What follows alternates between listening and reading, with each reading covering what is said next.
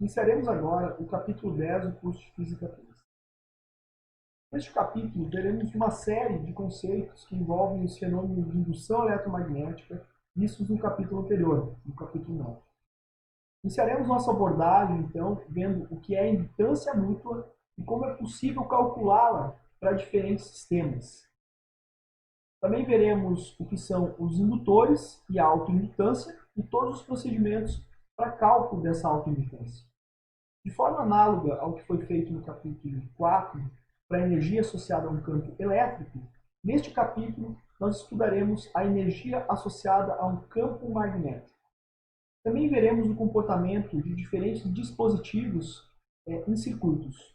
Por exemplo, estudaremos o comportamento de resistores, indutores e capacitores em três diferentes circuitos. O primeiro deles é o circuito RL, um circuito composto por um resistor e um indutor. O segundo é um circuito LC, que é composto por um indutor e um capacitor. E por fim estudaremos o circuito RLC em série, composto então pelos três dispositivos.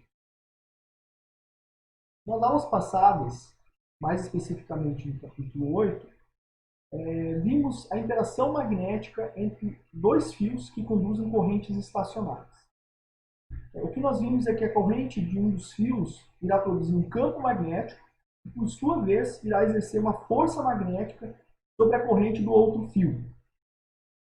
A partir de agora, então, nós veremos que toda vez que existe uma corrente variável, agora nesse caso, em um dos circuitos, irá ocorrer uma interação adicional entre eles. Então, basicamente, o que nós vamos ver é o seguinte. Então, quando tivermos uma corrente variável em uma bobina, por exemplo, essa corrente variável irá induzir uma força eletromotriz em uma outra bobina adjacente em suas proximidades. O acoplamento, então, entre essas duas bobinas será descrito pela indutância mútua, que nós veremos na aula de hoje. Já se nós tivermos uma corrente variável em uma bobina, uma única bobina, essa corrente variável ela também irá induzir uma força eletromotriz, só que agora na própria bobina. Essa bobina, então, ela denomina-se indutor e a relação entre a força eletromotriz e a corrente irá depender da indutância ou ainda a autoindutância dessa bobina. Então, isso aqui será assunto, então, das próximas aulas.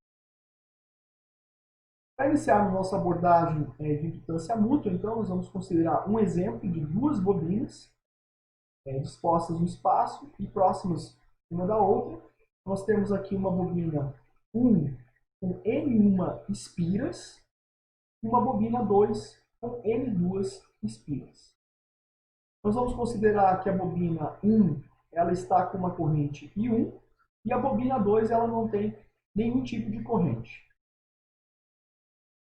Então, como nós temos uma corrente I1 na bobina 1, obviamente essa corrente 1 ela irá gerar um campo magnético no espaço, no entorno dessa bobina 1.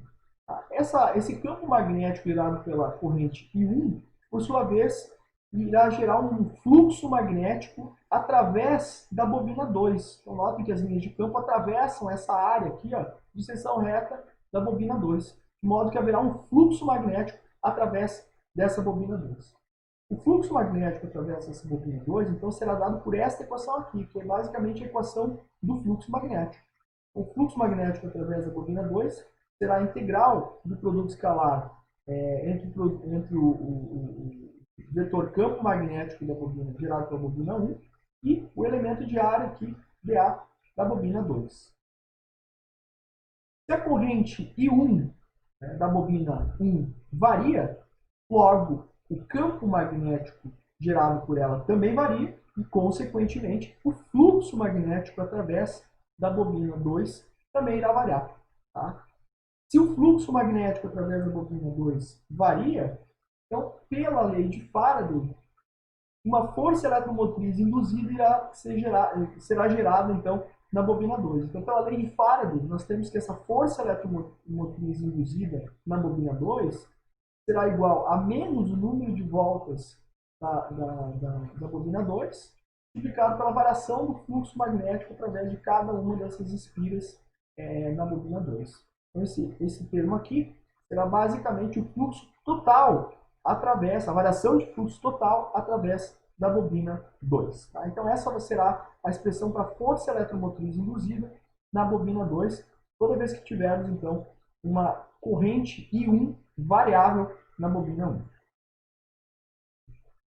Como o campo magnético é proporcional à corrente I1, tá? Então esse cara aqui, esse campo magnético é proporcional à corrente I1, e também o fluxo magnético através da bobina 2 é proporcional ao campo magnético da bobina 1, logo, então, o fluxo magnético total através da bobina 2 será proporcional à corrente I1, tá? Conforme essa expressão aqui.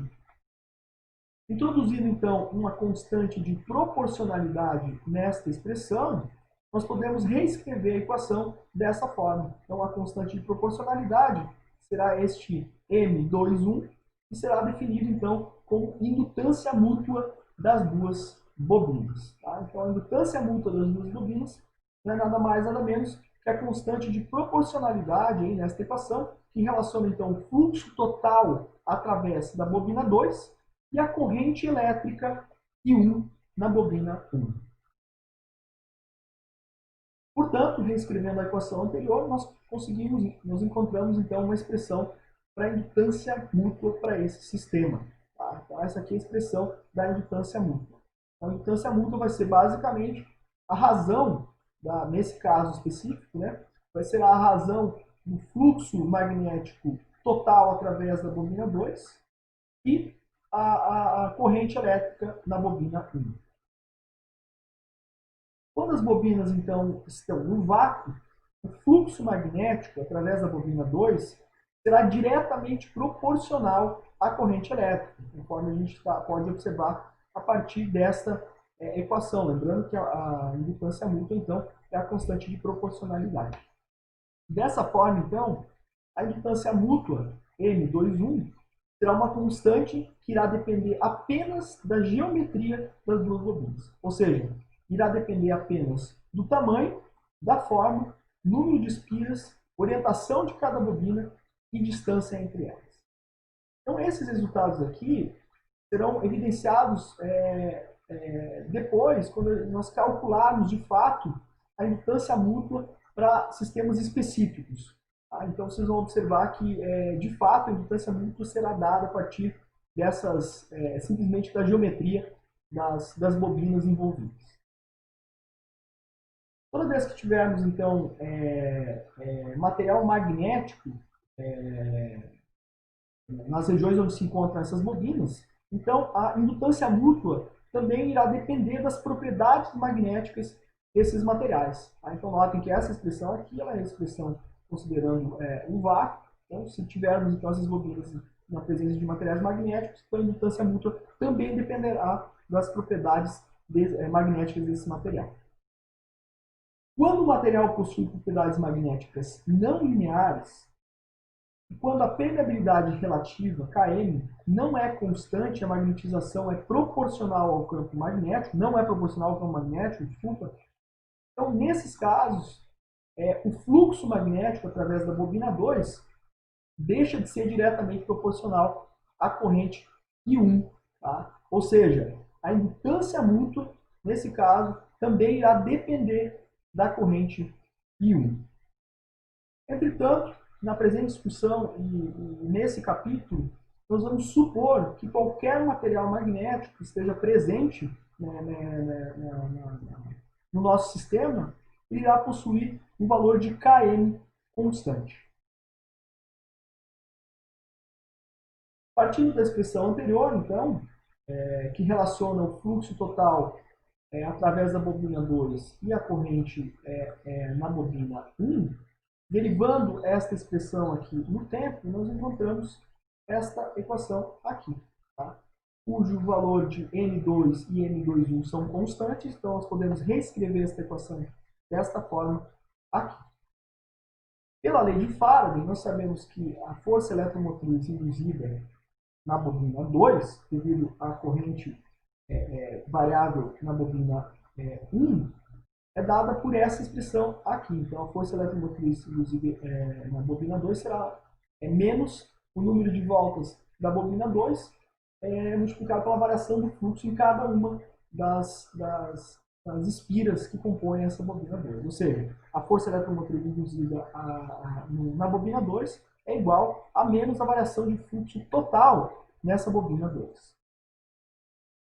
Portanto, reescrevendo esta equação aqui, ou ainda substituindo, né, este termo aqui, ó, M2 d φ B2 dt, aqui nós encontramos uma expressão para força eletromotriz induzida na bobina 2 a partir da variação da corrente I1. Então, a força eletromotriz induzida na bobina 2 será menos a indutância mútua no sistema, multiplicado pela variação da corrente elétrica I1 no tempo. Tá? Então, essa aqui é uma outra forma de escrever a lei de Faraday. Tá? Então, é basicamente isso aí.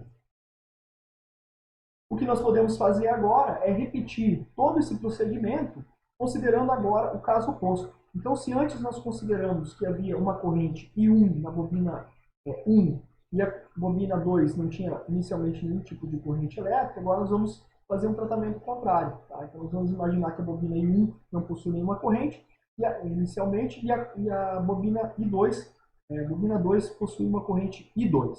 Então, nesse caso, a corrente I2 variável irá produzir um fluxo magnético variável através da bobina 1 agora. Então, esse fluxo magnético variável será dado por IB1. E, consequentemente, esse fluxo magnético variável através da bobina 1 irá induzir uma força eletromotriz induzida na bobina 1.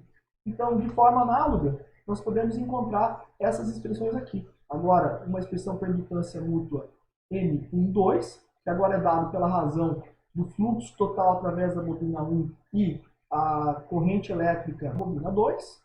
E, da mesma forma, nós podemos encontrar, então, a força eletromotriz que aparece na bobina 1, que será menos a indutância mútua 1, 2, multiplicado pela variação da corrente na bobina 2. Uma observação importante. Embora as duas bobinas não sejam idênticas, né, nesse caso específico a gente pegou bobinas arbitrárias, e o fluxo através dela também não seja o mesmo, a constante correspondente M12, né, que é a indutância mútua para o segundo caso, será sempre igual à indutância mútua M21, tá, que é a indutância que a gente encontrou lá no primeiro caso. Então, esses valores eles não mudam, eles independem se as bobinas são idênticas ou não. Chamaremos então esse valor comum, né, M12 e M21, simplesmente de indutância mútua ou M. Tá? Essa grandeza, então, ela irá caracterizar completamente a força eletromotriz induzida pela interação entre as duas bobinas. Escrevendo, então, as equações em termos de M, nós temos aqui as expressões para a força eletromotriz induzida na bobina 1 e a força eletromotriz induzida na bobina 2. Notem que em ambos os casos nós temos o produto da indutância mútua pelas respectivas variações de corrente. Neste caso, a variação de corrente na bobina 2 e aqui a variação de corrente na bobina 1.